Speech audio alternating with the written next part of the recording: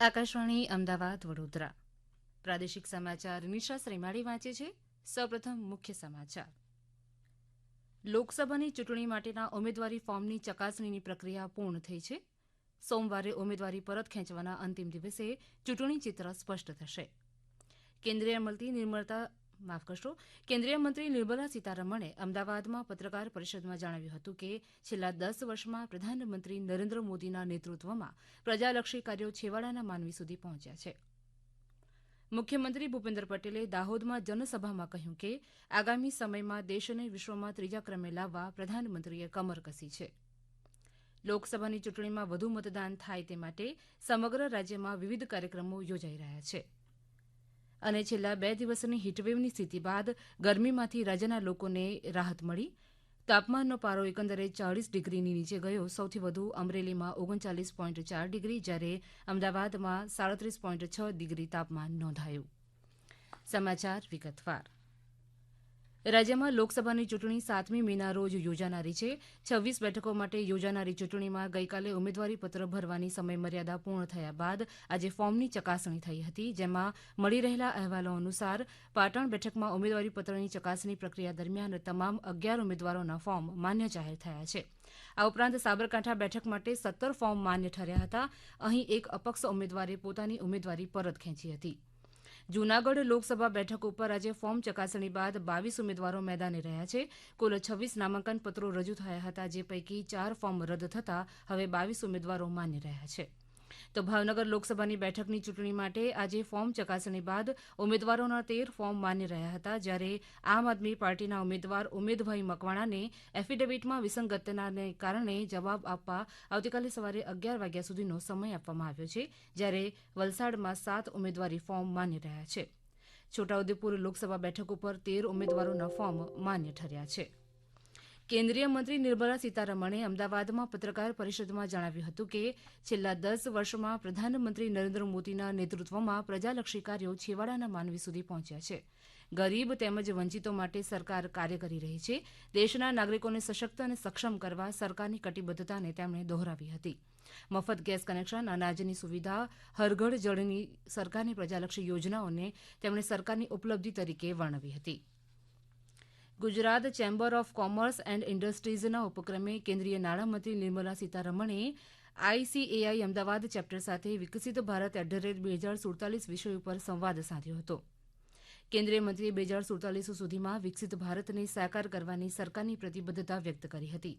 તેમણે પોતાના વક્તવ્યમાં ગુજરાતની સિદ્ધિઓ વર્ણવતા કહ્યું હતું કે વિદેશી રોકાણ, પીએલઆઈ જેવી પ્રગતિશીલ નીતિઓને કારણે આગળ વધારવામાં ગુજરાતની મહત્વની ભૂમિકા છે.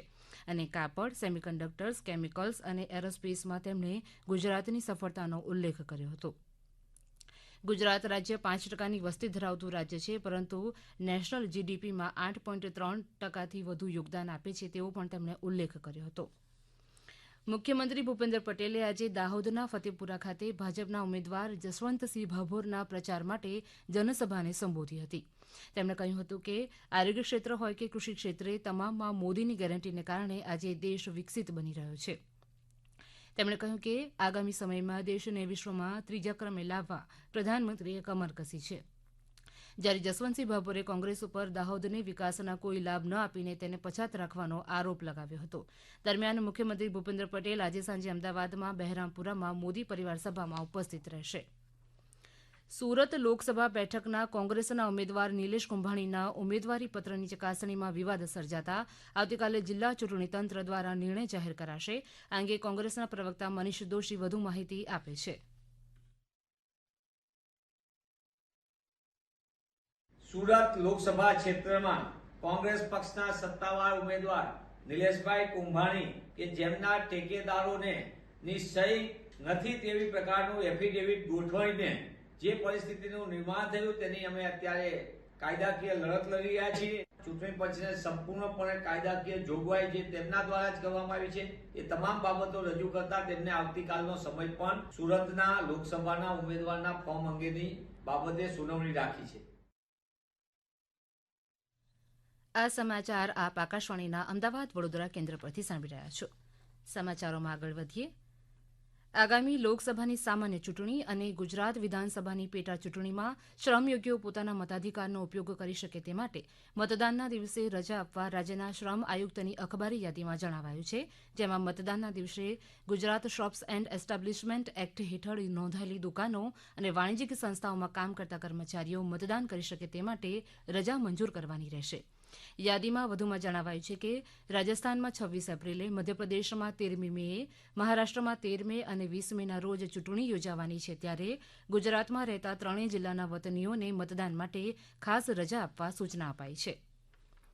મહેસાણા લોકસભા બેઠકમાં 7 વિધાનસભા મત વિસ્તારોનો સમાવેશ થાય છે, જેમાં ખેરાલુ, ઊંઝા, વિસનગર, બહુચરાજી, કડી, મહેસાણા અને વિજાપુરનો સમાવેશ થાય છે. આ અંગે વધુ માહિતી આપે છે અમારા મહેસાણા જિલ્લાના પ્રતિનિધિ જયંતિ ચૌધરી.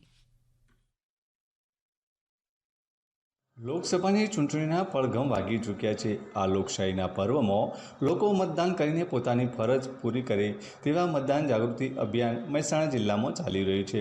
લોકસભાની બેઠક માટે ભારતીય જનતા પાર્ટી તરફથી હરિભાઈ પટેલ મેદાને છે, જ્યારે બીજી બાજુ કોંગ્રેસ પક્ષમાંથી રામજીભાઈ ઠાકોર છે. જિલ્લાની વાત કરીએ તો 17,60,738 મતદારો આવેલા છે. આ મતદારોમાં 8,940 દિવ્યાંગ મતદારો પણ છે, સાથે ત્રીજી જાતિના 49 મતદારો પણ નોંધાયા છે. જિલ્લામાં કુલ 1,035 મતદાન સ્થળો ઉપર 1,802 મતદાન મથકો આવેલા છે. 49 મહિલાઓ મતદાન મથકો હશે, તેમજ 7 વિકલાંગ મતદાન મથકો હશે, 1 યંગ મતદાન મથક હશે અને 1 મોડલ મતદાન મથકોનો સમાવેશ કરાયો છે. 1,035 મતદાન સ્થળો પર દિવ્યાંગો માટે વ્હીલચેરની પણ ખાસ વ્યવસ્થા કરવામાં આવેલ છે. 85થી વધુ વર્ષના 13,243 તેમજ 100 વર્ષથી વધુ 237 વરિષ્ઠ મતદારો લોકશાહીને મજબૂત બનાવવા માટે ભાગીદારી નોંધાવી છે. વિજાપુર વિધાનસભા મત વિસ્તારની પેટા ચૂંટણી પણ યોજાઈ રહી છે. આ ચૂંટણીમાં ભાજપ પક્ષમાંથી સીજે ચાવડા છે, તો તેમની સામે કોંગ્રેસ પક્ષમાંથી દિનેશ પટેલ મેદાને છે. હવે જોવાનું એ રહે છે કે કયો ઉમેદવારની જીત થાય છે અને કોની હાર થાય છે. જયંતિ ચૌધરી, આકાશવાણી સમાચાર, મહેસાણા. આગામી લોકસભાની ચૂંટણીમાં લોકોમાં મતદાન અંગે જાગૃતિ વધે અને મતદાનની ટકાવારી ઊંચી આવે તે હેતુસર ઠેર ઠેર વિવિધ કાર્યક્રમો યોજાઈ રહ્યા છે. આજે કચ્છ જિલ્લામાં સ્વીપ અંતર્ગત મતદાન જાગૃતિ અંગે ડોર ટુ ડોર સંપર્ક અભિયાન વેગવંતું કરવામાં આવ્યું, જેમાં શાળાના શિક્ષકોએ મતદારોને ઝીણવટભરી માહિતી આપી મતદાનનું મહત્વ સમજાવ્યું. નોંધનીય છે કે મતદાનની ઓછી ટકાવારી ધરાવતા જિલ્લાના અબડાસા, રાપર અને ગાંધીધામ વિસ્તારોમાં આવી પ્રવૃત્તિઓ વધુ સઘન બનાવવામાં આવી છે. અમદાવાદ શહેરની સરકારી PR ટ્રેનિંગ કોલેજ દ્વારા મતદાન જાગૃતિ અંતર્ગત મતદાન શપથ, સિગ્નેચર અભિયાન તેમજ ભવ્ય મતદાર જાગૃતિ રેલી યોજી હતી. આ પ્રસંગે કોલેજના પ્રથમ વખત મતદાન કરનાર તાલીમાર્થીઓએ 714 નાગરિકોને અવશ્ય મતદાન કરવાના શપથ પણ લેવડાવ્યા. સુરેન્દ્રનગર જિલ્લામાં યુવા મતદારોને જાગૃત કરવા સ્વીપ અંતર્ગત જિલ્લાની જુદી જુદી કોલેજોમાં મતદાન જાગૃતિના કાર્યક્રમો યોજાયા, જેમાં વઢવાણની MP શાહ કોલેજ ખાતે હું અવશ્ય મતદાન કરીશના શપથ લેવામાં આવ્યા, તો RPP ગર્લ્સ હાઈસ્કૂલમાં પ્રથમવાર મતદાન કરનાર યુવતીઓએ સિગ્નેચર કેમ્પેઇનમાં જોશભેર ભાગ લીધો. તો કેન્દ્રશાસિત પ્રદેશ દાદરાનગર હવેલી લોકસભા બેઠકના નોંધાયેલા દિવ્યાંગ મતદારો માટે દિવ્યાંગજન મતદાર જાગૃતિ અભિયાન 2024 હેઠળ તેમને મતદાન મથક સુધી લઈ જવા તેમજ મતદાન પ્રક્રિયાની જાણકારી આપવાની DNH scout and guide fellowship દ્વારા પ્રતિબદ્ધતા દર્શાવવામાં આવી. અમદાવાદ કલેક્ટર કચેરી ખાતેથી આજે નાયબ જિલ્લા ચૂંટણી અધિકારી રિદ્ધિ શુક્લાએ અવિલોપ્યશાહીના મહત્વ અંગે માહિતી આપતા જણાવ્યું કે ચૂંટણીમાં મતદાનના દિવસે મતદારોની ડાબી આંગળી ઉપર મતદાન પહેલા ચિહ્નિત કરવામાં આવતી અવિલોપ્યશાહી સરળતાથી દૂર કરી શકાતી નથી અને તેનો હેતુ મતદાર દ્વારા ડબલ અને બોગસ મતદાન અટકાવવાનો છે. રાજ્યમાં છેલ્લા સપ્તાહથી ગરમીનો પારો સતત ઊંચો જઈ રહ્યો છે અને હીટવેવની સ્થિતિ સર્જાઈ હતી, પરંતુ ગઈકાલથી ગરમીનો પારો નીચે જઈ રહ્યો છે. હવામાન વિભાગ દ્વારા જાહેર કરાયેલા આંકડા અનુસાર એકંદરે રાજ્યભરમાં પારો 40 ડિગ્રીથી નીચે ગયો છે. જોકે અમરેલીમાં સૌથી વધુ 39.4 ડિગ્રી નોંધાઈ છે, જ્યારે અમદાવાદમાં પારો સામાન્ય કરતાં 3 ડિગ્રી ઘટીને 37.6 ડિગ્રી નોંધાઈ હતી. ભાવનગરના તલગાજરડા ગામ ખાતે હનુમાન જન્મોત્સવની ઉજવણી આવતીકાલે રવિવારથી શરૂ થશે. રામકથાકાર મોરારી બાપુ દ્વારા આયોજિત સતત 47મા વર્ષે ચિત્રકૂટ ધામ તલગાજરડા ખાતે હનુમાનજીને સંગીતાંજલિ 3 દિવસ અપાશે. આવતીકાલે રાત્રે દિલ્હી સ્થિત સુપ્રસિદ્ધ બાંસુરી વાદક પંડિત રાજેન્દ્ર પ્રસન્ના દ્વારા બાંસુરી વાદનની પ્રસ્તુતિ થશે, જ્યારે પૂના સ્થિત પદ્મશ્રી વિજય ઘાટે દ્વારા તબલા વાદનની હનુમાનજીની પ્રતિમા સમક્ષ પ્રસ્તુતિ થશે. 22મી સોમવારે પદ્મા તલવલકર દ્વારા શાસ્ત્રીય ગાયનની પ્રસ્તુતિ થશે. મંગળવારે હનુમાનજીની જન્મજયંતિએ સવારના ભાગે નૃત્ય વંદના પ્રસ્તુત થશે, જ્યારે વિદ્યાક્ષેત્રના વિવિધ એવોર્ડ પણ એનાયત થશે. કેન્દ્ર શાસિત પ્રદેશ દમણમાં દમણગંગા નદીના પટ પાસે આવેલા ખારવાડ વોર્ડ નંબર 3માં મેંગ્રોવ સફાઈ અભિયાન હાથ ધરવામાં આવ્યું. દમણ નગરપાલિકા અને રોટરી ક્લબ ઓફ દમણના સંયુક્ત ઉપક્રમે આયોજિત આ સફાઈ અભિયાનમાં લગભગ 4 ક્વિન્ટલ કચરો એકત્રિત કરીને તેનો નિકાલ કરવામાં આવ્યો. અંતમાં મુખ્ય સમાચાર ફરી એકવાર. લોકસભાની ચૂંટણી માટેના ઉમેદવારી ફોર્મની ચકાસણીની પ્રક્રિયા પૂર્ણ થઈ છે. સોમવારે ઉમેદવારી પરત ખેંચવાના અંતિમ દિવસે ચૂંટણી ચિત્ર સ્પષ્ટ થશે.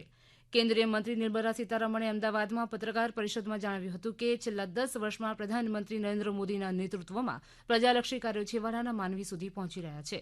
મુખ્યમંત્રી ભૂપેન્દ્ર પટેલે દાહોદમાં જનસભામાં કહ્યું કે આગામી સમયમાં દેશને વિશ્વમાં 3જા ક્રમે લાવવા પ્રધાનમંત્રીએ કમર કસી છે.